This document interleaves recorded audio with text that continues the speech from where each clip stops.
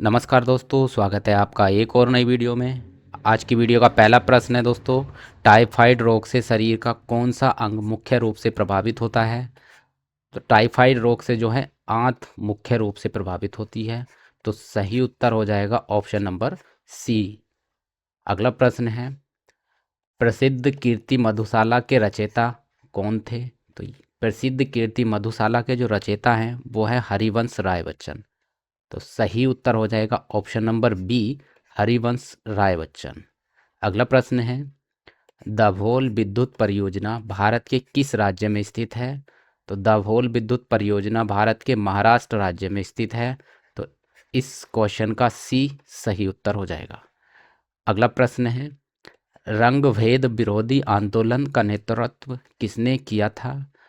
तो रंग भेद विरोधी आंदोलन का जो नेतृत्व किया था वो किया था मार्टिन लूथर किंग ने। तो इस क्वेश्चन का बी सही उत्तर हो जाएगा।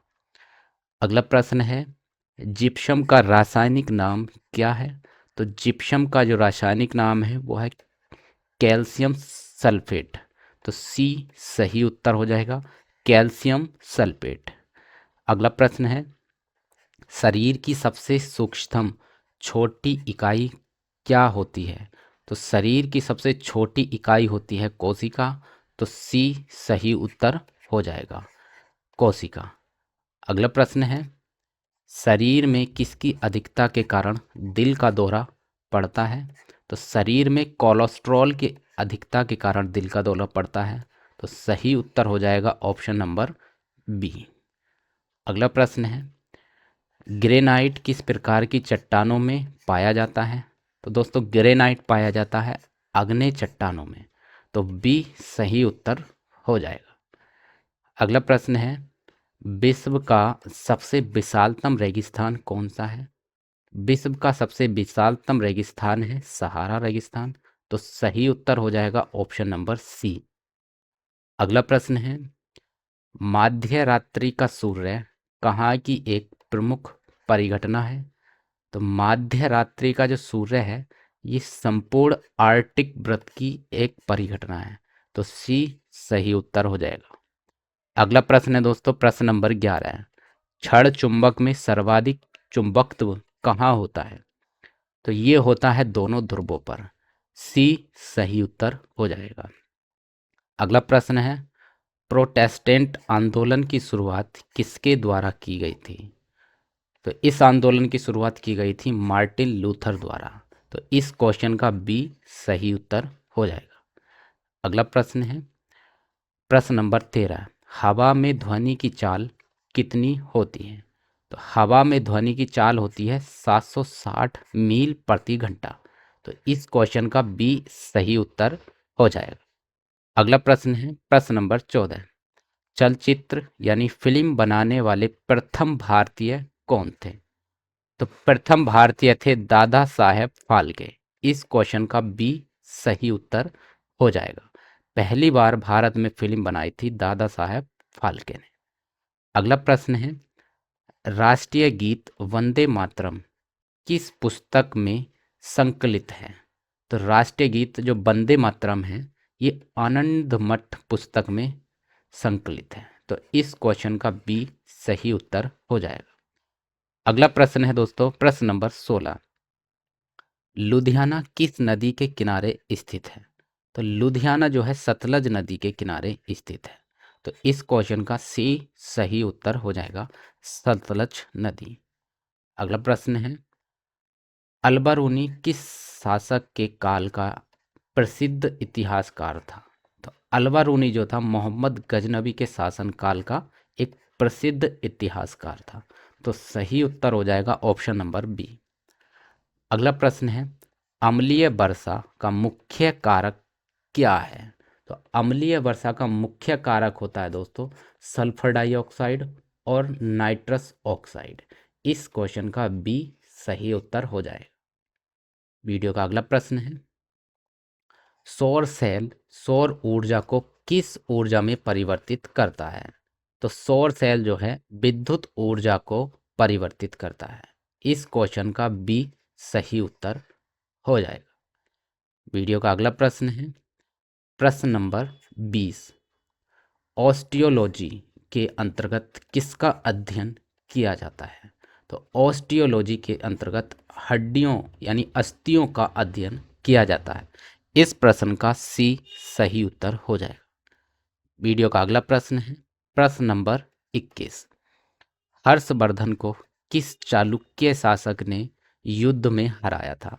तो हर्षवर्धन को जो है पुलकेशिन द्वितीय ने एक युद्ध में हराया था। तो इस क्वेश्चन का बी सही उत्तर हो जाएगा। अगला प्रश्न है पोर्ट ब्लेयर कहाँ अवस्थित है? तो पोर्ट ब्लेयर जो है दक्षिणी अंडमान में स्थित है। तो सही उत्तर हो जाएगा इस क्वेश्चन का ऑप्शन नंबर सी। वीडियो का अगला प्रश्न है प्रश्न नंबर 23। विजयनगर की यात्रा करने वाला इटलीवी परिवक्षक कौन था? पर्यटक कौन था? जो इटालविक पर्यटक था वह कौन था विजयनगर साम्राज्य की यात्रा करने वाला? तो ये था दोस्तों निकोलो कॉन्टी। तो सही उत्तर हो जाएगा इस क्वेश्चन का ऑप्शन नंबर सी। वीडियो का अगला प्रश्न है प्रश्न नंबर 24। उरी पन बिजली विद्युत किस राज्य केंद्र शासित प्रदेश में है?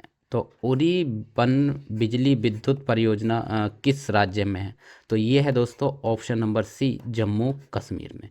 सही उत्तर हो जाएगा option number C Jammu Kashmir. अगला प्रश्न है दोस्तों प्रश्न नंबर 25। भारत में वर्तमान दशमलव मुद्रा प्रणाली कब जारी की गई थी? तो ये की गई थी सन 1957 में।